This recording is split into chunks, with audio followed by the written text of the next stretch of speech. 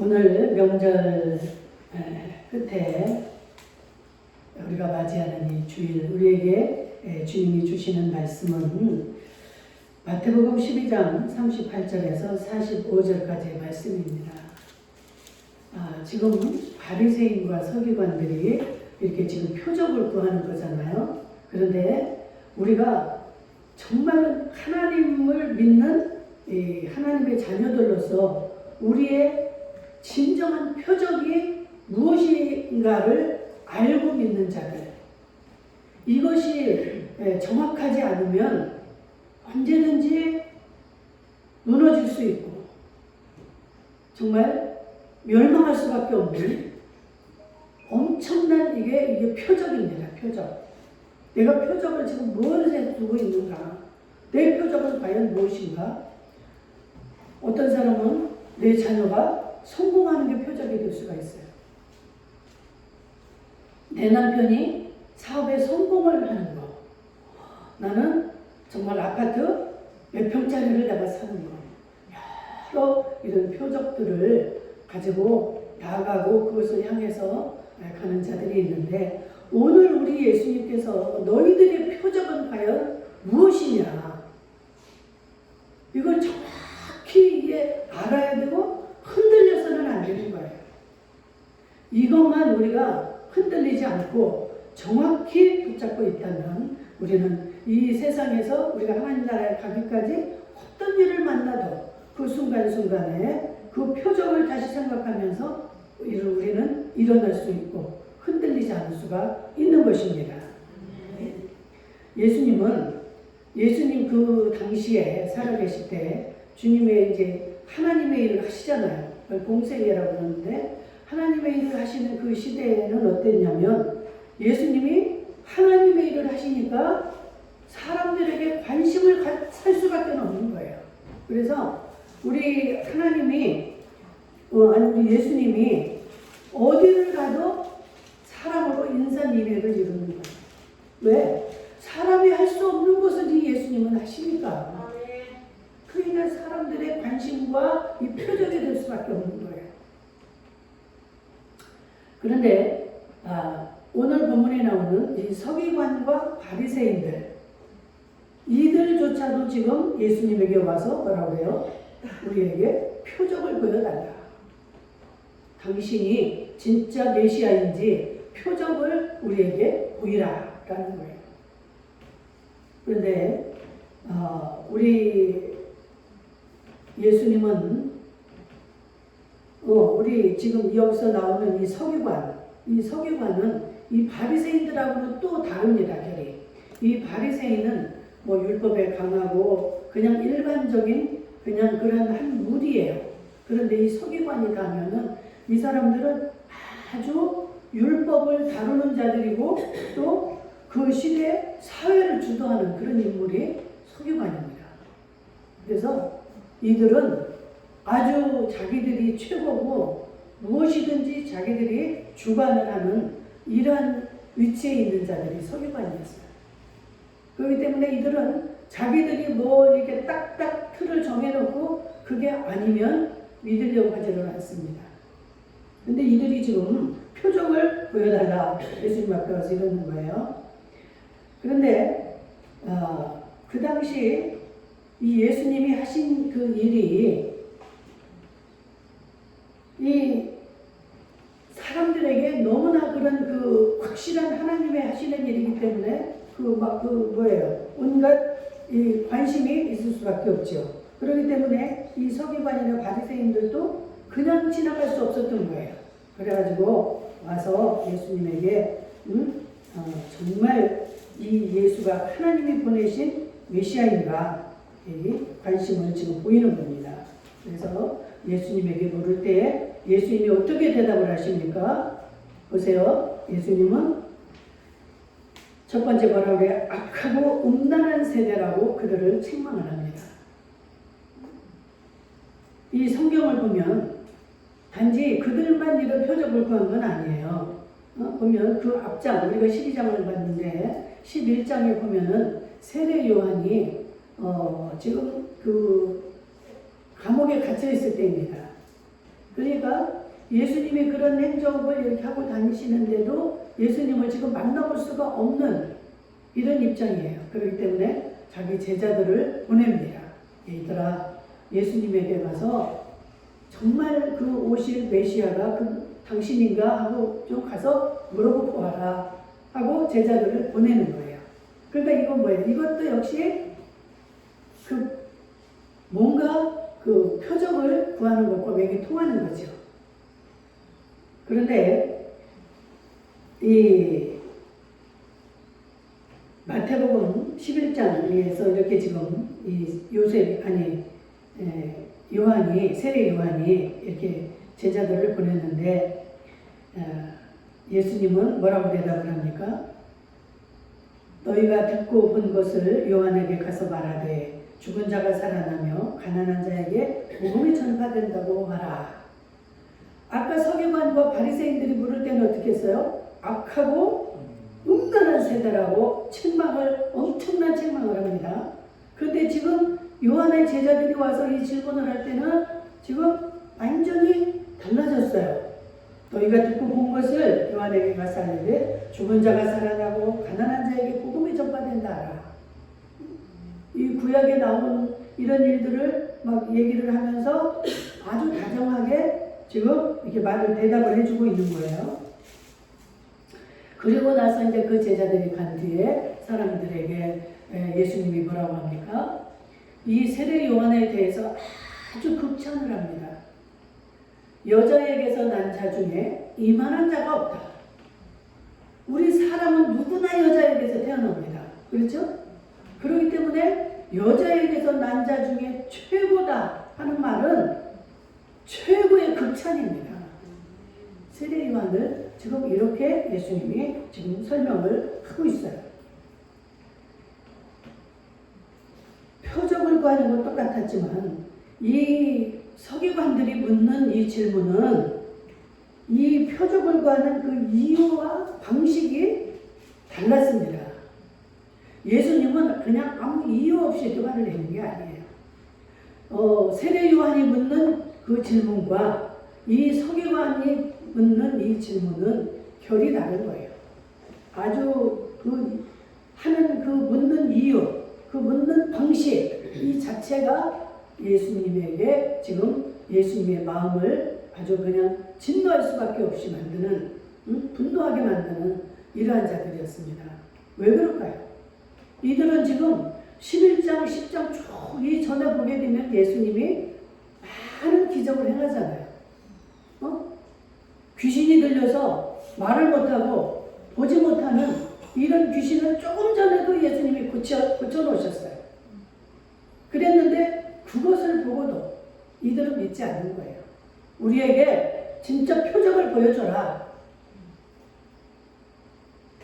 지금 요한하고는 질문이 결이 다릅니다.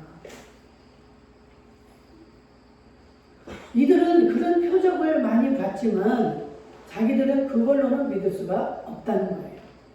그러니까 믿지 않기로 작정을 하고 질문을 하고 또 보이라고 하고 이런 사람들이 지금 서기관과 이 바리새인들이었어요. 그런데 요한은 제자들에게 보낸 거는 예수님이 이렇게 지금 그분이 이런 기적을 이렇게 베풀고 있는데 당신이 진짜 메시아 맞습니까? 우리가 다른 사람은 또 기다려야 되겠습니까? 그러니까 당신이 맞다는 것을 확실하게 좀 우리 제자들에게 예수님은 보여주세요 하고 예수님에게 자기 제자들을 보낸 거예요. 그러니까 전에 행한 이런 기적들을 못 믿는 거는 아니잖아요. 이 세례 요한은. 믿는데 정말 당신이 그 메시아 맞습니까? 다시 한번 확인하는 차원이에요.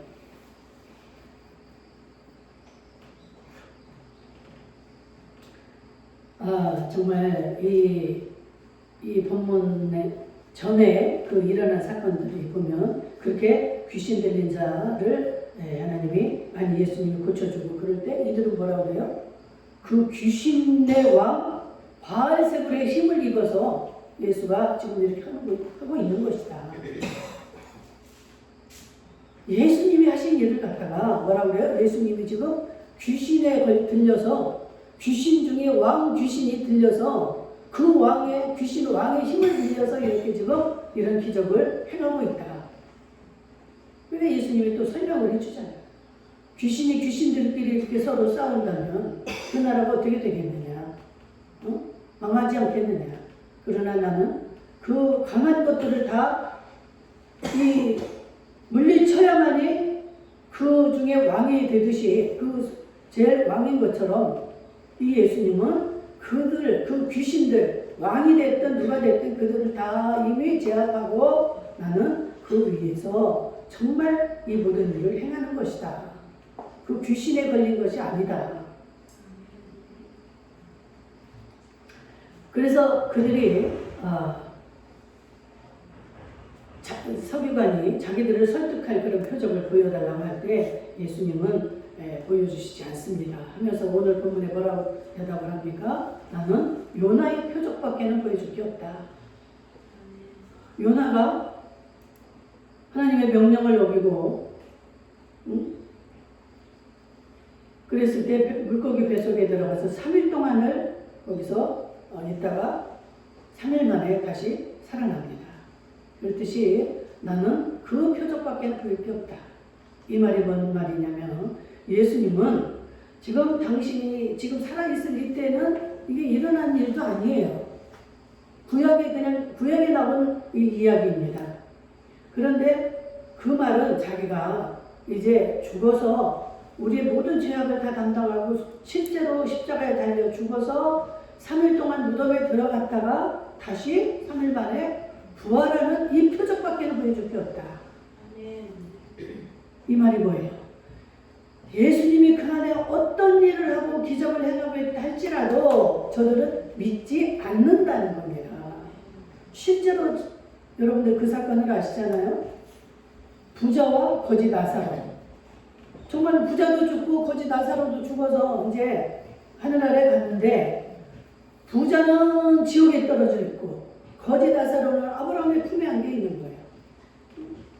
그러니까 이 부자가 너무 견디기 힘드니까 정말 그냥 저 나사로에게 이 물 한 방울만 내 혀에 닿게 좀 해달라.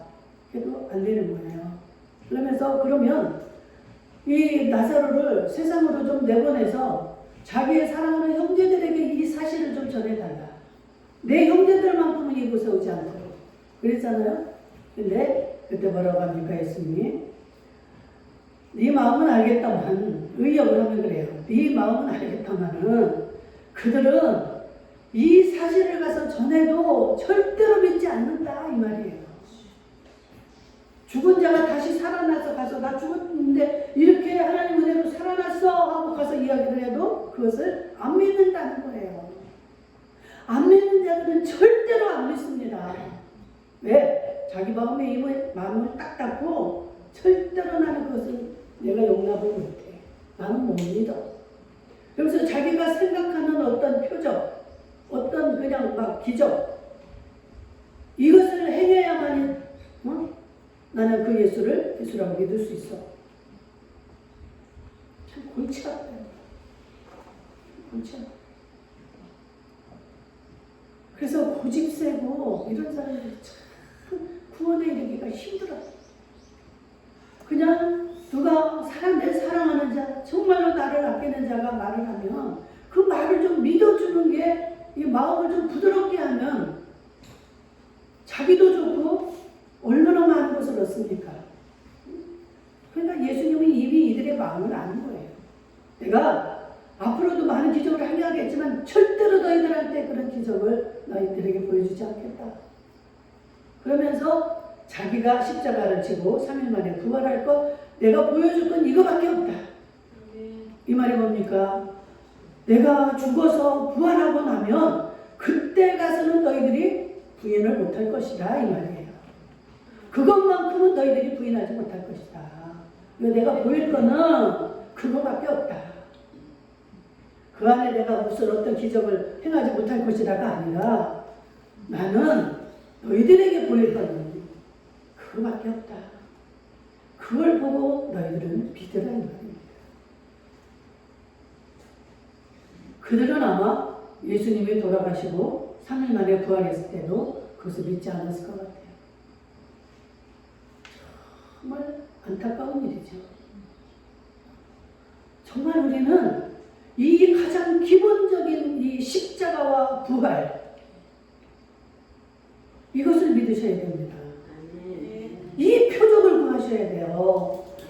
제발 우리 남편이 성공해서 우리가 잘 살고 막 부자 돼서 동네에서도 제일 막 부끄럽지 않게 이렇게 살아는 게 내 제발 좀 그런 것은 나에게 이루어졌으면 이게 표적이 되어서는 안 되고, 정말로 나의 표적은 뭐예요? 오직 나를 위해서 돌아가신 그 십자가 예수님, 그 보혈의 은혜로 나는 구원을 얻었고 나는 죽게 되면 영생을 한다.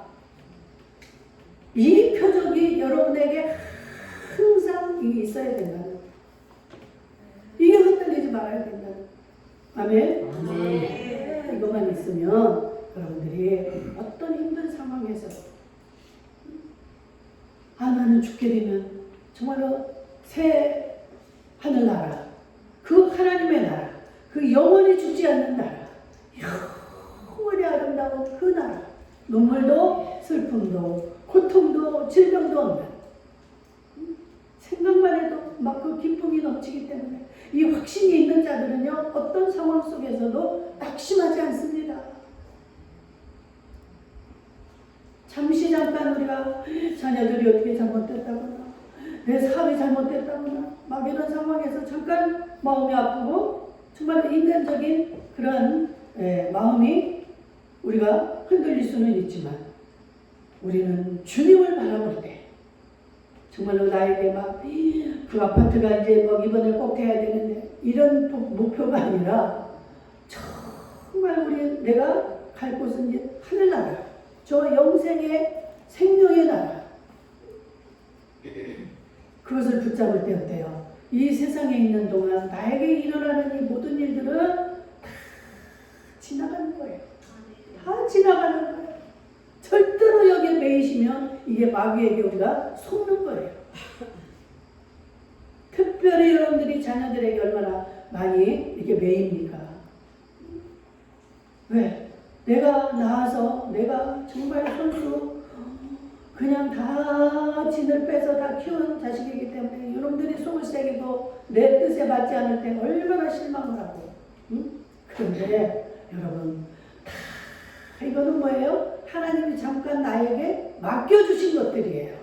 아멘? 맡겨주신 거 하나님이 가져갈 때 가져가시고, 하나님이 이렇게 할 때 이렇게 하시고, 하나님이 하시는 거예요.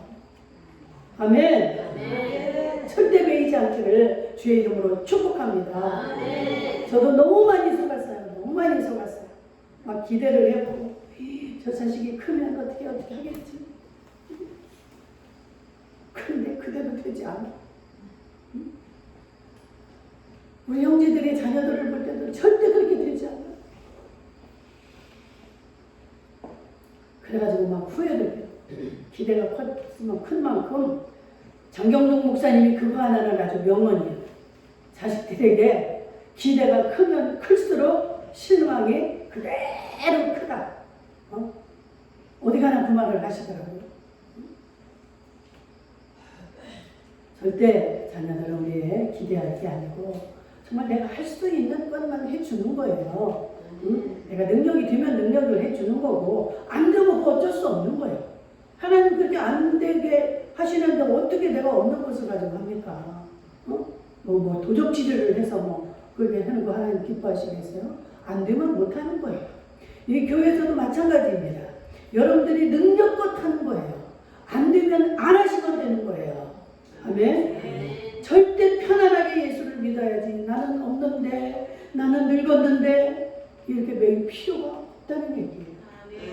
그래서 항상 여러분들은 즐거워하라. 기뻐하라. 항상 기뻐하라. 없어도 기뻐하고, 부자라도 기뻐하고, 슬퍼도 기뻐하고. 하나님의 명령입니다. 하나님의 명령이에요, 이거는. 해도 되고 안 해도 선택사항이 아니에요. 항상 기뻐하라. 쉬지 말고 기도하라. 범사에 감사하라. 아멘. 이는 그리스도 예수 안에서 너희를 향한 하나님의 뜻이니라. 아멘. 우리가 하나님의 뜻을 맨날 구해. 이미 하나님 여기 다 말씀을 해놓으셨어요.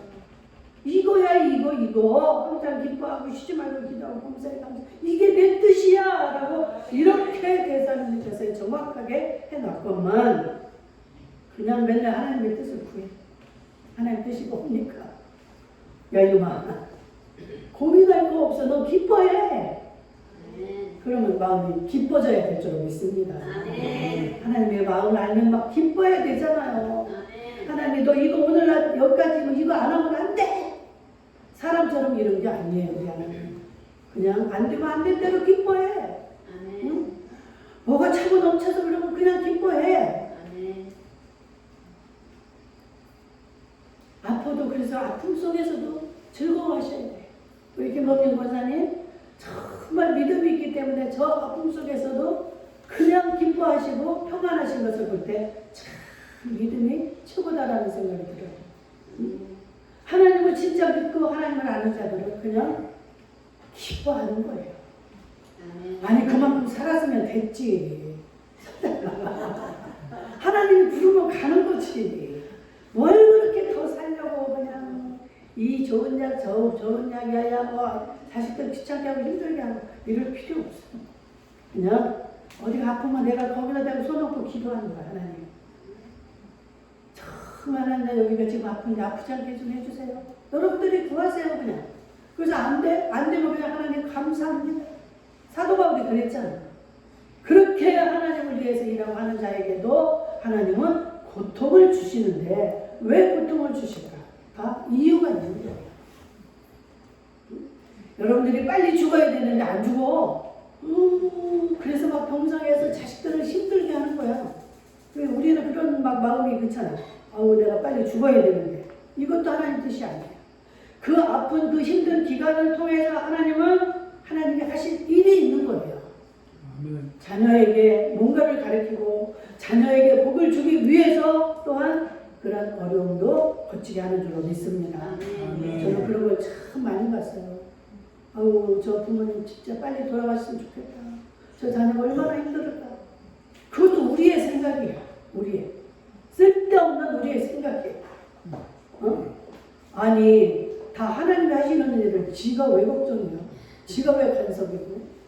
아이고 가관도 아니야. 그냥 막 아유 너 그냥 빨리 죽어. 아니 그 양반이 죽고 싶지 않겠어요.